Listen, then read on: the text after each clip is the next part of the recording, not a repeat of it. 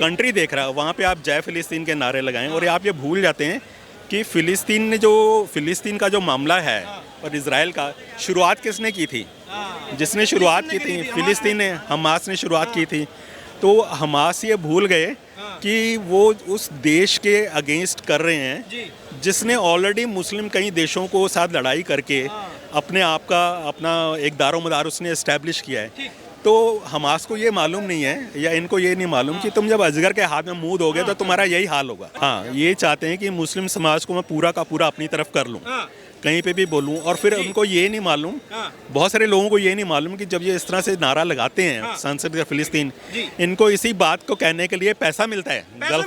Gulf देशों से इनको बहुत पैसे मिलते हैं। अभी कह रही विदेशी फंडिंग के चक्कर में ओवैसी जो है जब फिलिस्तीन कह रहे हैं। हाँ, विदेशी फंडिंग इनको मिलेगा और इनको और ये ताकि ये और भड़काएं।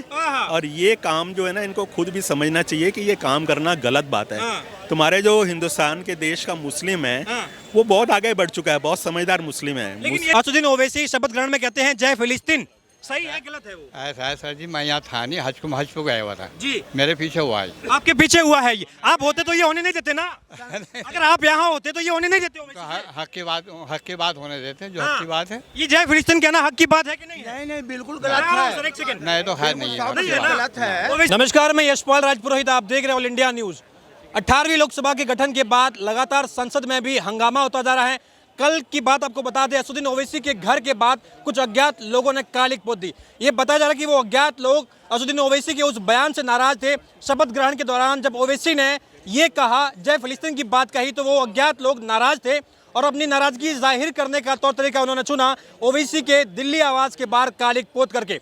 अब इसमें बड़ा सवाल ये है कि क्या उन तमाम लोगों के साथ कहीं ना कहीं भाजपा मिली हुई है, क्योंकि ओवैसी समेत पूरा विपक्ष एक ही बात कह रहा है कि आखिर अमित शाह जहां पर ये दिखाते हैं कि पूरा दिल्ली उनके कंट्रोल में है, नरेंद्र मोदी प्रधानमंत्री है, लोकतंत्र की बात करते हैं, फिर आखिर ऐसी घटना कैसे घटित हो गई? वही दिल्ली पुलिस पर भी सवाल खड़े किए जा रहे हैं। कहा जा रहा है कि आखिर मेरे आवास के बाहर दिल्ली पुलिस थी, फिर ऐसी घटना हो कैसे गई, वहां कुछ लोग कैसे आ गए और कैसे मेरे घर के बाहर कालिक पोत दी? बड़ा सवाल है। सवाल एक ये भी है कि क्या जय फिलिस्तीन बोलना संसद में सही है? भाजपा के कुछ नेता है कह रहे हैं कि आर्टिकल 102 के तहत ये कहा जा रहा है कि किसी और राष्ट्र के बारे में अपनी निष्ठा जाहिर करना लोकतंत्र के खिलाफ है। ओवैसी ने जो काम किया है वो लोकतांत्रिक काम नहीं है, क्योंकि वो किसी और राष्ट्र के बारे में बड़ाई कर रहे हैं, उस और राष्ट्र के प्रति अपनी निष्ठा दिखा रहे हैं। क्या लगता है आपको, जब शपथ ग्रहण हुई, ओवैसी ने संविधान की शपथ ली और साथ में जय तेलंगाना, जय भीम, जय मीम तमाम के बाद में जय फिलिस्तीन की बात कही, अब उसको लेकर सियासत हो रही है, जय फिलिस्तीन कहना सही है या गलत है? एक्चुअली क्या है कि उनके साथ मानसिकता की प्रॉब्लम है। मानसिकता की प्रॉब्लम है। हाँ, मानसिकता तुम्हारी अगर ठीक नहीं है तो तुम ऐसे बोलोगे, लेकिन तुम एक एमपी हो और अपने आप को प्रोजेक्ट करते हो कि तुम बहुत पढ़े लिखे हो, बहुत जानते हो, ज्ञान रखते हो संविधान का। संविधान में कहीं ऐसा नहीं लिखा हुआ कि तुम पार्लियामेंट के अंदर जाके जिसको पूरे कंट्री देख रहा है वहाँ पे आप जय फिलिस्तीन के नारे लगाएं। और आप ये भूल जाते हैं कि फिलिस्तीन का जो मामला है और इजराइल का, शुरुआत किसने की थी? जिसने शुरुआत की थी फिलिस्तीन ने, हमास ने शुरुआत की थी। तो हमास ये भूल गए कि वो उस देश के अगेंस्ट कर रहे हैं जिसने ऑलरेडी मुस्लिम कई देशों को साथ लड़ाई करके अपने आप का अपना एक दारोमदार उसने इस्टेब्लिश किया है। तो हमास को ये मालूम नहीं है या इनको ये नहीं मालूम कि तुम जब अजगर के हाथ में मुंह दोगे तो तुम्हारा यही हाल होगा। अच्छा, एक बात बताइए, जब ओवैसी जब ये कहते हैं, जय फिलिस्तीन कहते हैं, तो उनके कुछ शुभ चिंतक हैं कहते हैं कि अरे ओवैसी ने तो वहाँ जो मजलूम है, वहाँ जो मासूम बच्चों की जान गई हैं, वहाँ जो महिलाएं हैं, उनकी याद में जय फिलिस्तीन बोल दिया है। आपको तकलीफ क्यों हो रही है जय फिलिस्तीन से? क्या दिक्कत है आपको जय फिलिस्तीन से? क्या लगता है भाई, अब हत्याएं तो जम्मू कश्मीर में भी हो रही हैं, हिंदू शरणार्थियों की हत्याएं हो रही हैं, वैष्णो देवी के जो भक्त हैं उनकी हत्याएं हो रही है, उन पर गोलीबारी हो रही है, पाकिस्तान में हिंदू की हत्या हो रही है। इस तरीके से जय रियासत तो नहीं बोला जा रहा है। ये किस तरीके का नैरेटिव है? देखिए, ये जो है ना, अपने वोटों की खातिर ये कुछ भी बोल सकते हैं। हाँ, ये चाहते हैं कि मुस्लिम समाज को मैं पूरा का पूरा अपनी तरफ कर लूँ, कहीं पे भी बोलूं। और फिर उनको ये नहीं मालूम, बहुत सारे लोगों को ये नहीं मालूम कि जब ये इस तरह से नारा लगाते हैं संसद का फिलिस्तीन, इनको इसी बात को कहने के लिए पैसा मिलता है। गल्फ देशों से इनको बहुत पैसे मिलते हैं। अभी कह रही विदेशी फंडिंग के चक्कर में ओवैसी जो है जय फिलिस्तीन कह रहे हैं। हाँ, विदेशी फंडिंग इनको मिलेगा और इनको और ये ताकि ये और भड़काएं। और ये काम जो है ना, इनको खुद भी समझना चाहिए कि ये काम करना गलत बात है। तुम्हारे जो हिंदुस्तान के देश का मुस्लिम है वो बहुत आगे बढ़ चुका है, बहुत समझदार मुस्लिम है। लेकिन ये भी कहा जा रहा है कि देखिए मुसलमानों को खुश करने के लिए जय फिलिस्तीन बोल दो, जय पाकिस्तान बोल दो, तो ऐसे नारों से मुसलमान खुश होता है क्या? आज का मुसलमान तो बड़ा पढ़ा लिखा है, हाथ में लैपटॉप लेके, एक हाथ में कुरान के एक हाथ में लैपटॉप है, कहाँ ऐसे मुस्लिम बैठ जाएगा? हमारे देश का मुसलमान जानता है कि वो देश जो 5000 साल से सभ्यता जिसकी पुरानी है, उसमें जितने भी देश विरोधी आए थे, चाहे वो मुसलमान थे, चाहे वो क्रिश्चियन थे, चाहे वो हिंदू थे, चाहे वो सिख थे, चाहे वो ईसाई थे, वो सब हार के वापस चले गए। हिंदू सिख मुस्लिम ईसाई का नारा तो बहुत पुराना है, और आज भी मुस्लिम जो हैं वो भाईचारे को ज़्यादा मानते हैं। ये अपनी वोटों के कारण भड़काते हैं। भड़काने से इनको क्या होता है कि इनको पता लगता है कि हमारे हाथ में कुछ तो आएंगे। 100 को भड़काएंगे, 60 सुनेंगे, 40 मानेंगे, 10 तो हाथ में आ ही जाएंगे। अच्छा एक बात बताइए, जब ओवैसी जय फिलिस्तीन की बात कहते हैं तो ये भी कहते हैं, आपने सुना होगा उनके मंच पर भाषण है तमाम, वो कहते हैं कि हिंदुस्तान के संविधान में कहीं नहीं लिखा कि मैं भारत माता की जय बोलूं, जय भारत बोलूं, और किसी में ये ताकत भी नहीं है कि ओवैसी को भारत माता की जय बुलवा दे, जय भारत बुलवा दे। कह रहे कि कौन रोकेगा मुझे, मैं नहीं बोलूंगा भारत माता की जय, लेकिन जय फिलिस्तीन बोल देंगे। ये किस तरीके की राय है? देखिए, संविधान को पहले तो पढ़ना चाहिए, पढ़ने के बाद संविधान को समझना होता है, समझने के बाद बोलना होता है। अगर आप संविधान को पढ़ लेते हैं और समझते नहीं और कुछ भी अंट बोल देते हैं तो लोगों को मालूम है अभी आप क्या बोल रहे हैं, और आपकी मालूम है, और आपकी मानसिकता कितनी उसमें दरिद्रता है, ये लोगों को मालूम है। ये मानसिकता आपकी अगर ऐसी होगी, मानसिकता अगर आपकी ऐसी है जिसमें आप मुसलमानों को भड़काना चाहते हैं और उनको अपने हक में करना चाहते हैं और कुछ भी बोल देंगे, ये आपके साथ शोभा नहीं देता है। आप मेंबर हैं। मुझे लगता है कि आज का मुसलमान जो है, एक हाथ में कुरान, एक हाथ में लैपटॉप है। सर क्या शुभ नाम है आपका? वासिफ। सर अब आपको पता होगा 18वीं लोकसभा का गठन हो गया है और तमाम जो है आरोप प्रत्यारोप शुरू हो गए हैं। असदुद्दीन ओवैसी शपथ ग्रहण में कहते हैं जय फिलिस्तीन, सही है गलत है वो? ऐसा है सर जी, मैं यहाँ था नहीं, हज को गया हुआ था जी, मेरे पीछे हुआ है। आपके पीछे हुआ है ये? आप होते तो ये होने नहीं देते ना। अगर आप यहाँ होते तो ये होने नहीं देते। तो हक की बात होने देते हैं, जो हक की बात है। ये जय फिलिस्तीन कहना हक की बात है कि नहीं? नहीं बिल्कुल गलत है। नहीं तो है, नहीं है, गलत है। ओवैसी कह रहे हैं कि वहाँ जो मजलूम है, अरे वहाँ तो हमास का आतंकी संगठन भी है, तो आप क्या उसकी भी जय कर रहे हैं क्या? वो तो आदमी उसको जो हेल्प कर सकता है, हेल्प कर सकता है, लेकिन ये नहीं कहना चाहिए कि भाई उनकी जय हो। जय फिलिस्तीन कह रहे हैं कि मैं बैरिस्टर हूँ भाई, संविधान में कहीं नहीं लिखा है कि मैं जय फिलिस्तीन बोलूंगा, मुझे कौन रोकेगा? क्यों कोई रोक नहीं सकता? ये तो गलत बात, ये तो गलत प्रधानमंत्री नहीं है, वो क्या है? कानून है क्या? कानून से ऊपर, कानून से ऊपर नहीं है, कोई नहीं है कानून से ऊपर। लेकिन ओवैसी के आपने बयान सुने होंगे। वो एक सेकंड सर, मैं आया भैया, भाई साहब एक second please please please, request आपसे।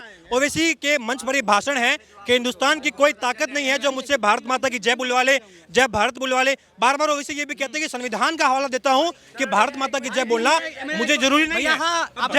अभी सुनो, मैं एक सवाल पूछा हूँ, मैं एक चीज बता दो, सुनो कि एक मैं सुनो भाई, किसी को दिया सुनो, आर्टिकल के किस अनुच्छेद में, भाई सुन दो, आर्टिकल के किस अनुच्छेद में ये लिखा हुआ है कि जय माता दी बोलना चाहिए? मुझे बता दो। नहीं बोलना चाहिए, कोई जरूरी नहीं। हाँ सुनो, अगर मान लीजिए अगर जो ये बोला है कि जय फिलिस्तीन अगर बोला है कि ये गलत है, अब आर्टिकल के किस अनुच्छेद में आप मुझे बता दो, मैं आपको बताता हूँ। 102 ये कहता है कि आप किसी भी और राष्ट्र के प्रति अपनी निष्ठा जाहिर नहीं कर सकते। आप अभी का अभी गूगल कर सकते हैं, आर्टिकल 102 आप अभी गूगल कर सकते हैं। दूसरी बात आपने सवाल पूछा, मैं जवाब दे रहा हूं। दूसरी बात, आर्टिकल 102 ये भी कहता है कि अगर शपथ ग्रहण के दौरान आप किसी और राष्ट्र की निष्ठा दिखाते हैं, आप ये भी कहते हैं कि मैं भारत माता की जय नहीं बोलूंगा, क्योंकि संविधान में कहीं नहीं लिखा है कि भारत माता की जय बोलना पड़ेगा। संविधान में कहाँ लिखा है कि किसी और राष्ट्र की जय बोलना पड़ेगा? देखिए नहीं लिखा हुआ है ना, मना कर रहा है, लेकिन एक चीज ये भी तो है ना कि आर्टिकल सुनो आर्टिकल 19 भी आप लोग पढ़े होंगे, पता होगा आर्टिकल 19 अनुच्छेद, सुनो क्या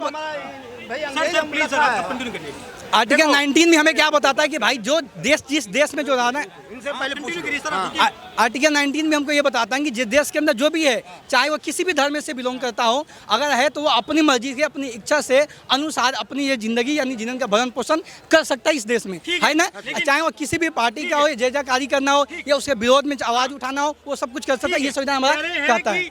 जय फिलिस्तीन बोलना भी गलत नहीं है। अब जय भारत जब बोलने में समस्या होती है, भारत माता की जय बोलने में समस्या होती है, और जय फिलिस्तीन के लिए देखिए महाराज फैक्ट की बात कर रहे हैं, आर्टिकल की बात कर रहे हैं। नहीं देखिए रुकिए सर, आप अभी रुको ना। आप आप बीच में नहीं, अभी बोल रहे हैं, आप बीच में नहीं। आप भारत में रहते हैं, भारतवासी हैं, भारत का दाना पानी चुगते हैं, खाते भारत का हैं और गुण गाते हैं फिलिस्तीन के। तो आप अपने आप को बैरिस्टर, आप अपने आप को गद्दार है वो। नहीं, आप अपने आप को बैरिस्टर बोलते हैं। गद्दार है वो। एक मिनट आप अपने आप, गद्दार है। अरे एक मिनट रुको ना। अरे बोल के कहाँ जा रहे हैं? पूछ रहे हैं, बता तो कर लो ना। क्या कह रहे हैं? नहीं हाथ नहीं, ये कह रहे हैं कि सही तो है। नहीं 100% गलत है। ये गद्दार है, ये भारत में रहता है और पाकिस्तान का नाम लेता है। हमारा देश हम, अरे रुक एक मिनट सुन लो। जो मेरा नाम शिव शंकर है, मैं भारत का आविष्कारक हूँ। I am intellectual person of India, Google पर मेरा नाम है। एंटी फर्टिलिटी कंपोजिशन के नाम से मैं पेटेंट राइट दिया हूँ। वो तो गद्दार है। हाँ, वो देशद्रोही है, उसको तो जेल में जाना चाहिए शैतान को। वो शैतान है भाई, खाता है गाता है पाकिस्तान का, फिलिस्तीन का क्या मतलब है उसका? मजलूमों की आवाज उठा रहे हैं। अरे वो तो हम तो उस पर क्लेम करने वाले हैं संसद भवन में, उस पर वो करेंगे। आप छोड़िए उनको, छोड़िए आप। हाँ, क्योंकि वो खाता है यहाँ का, फिलिस्तीन जय फिलिस्तीन का क्या भाई, जय हिंद जय। कौन रोकेगा?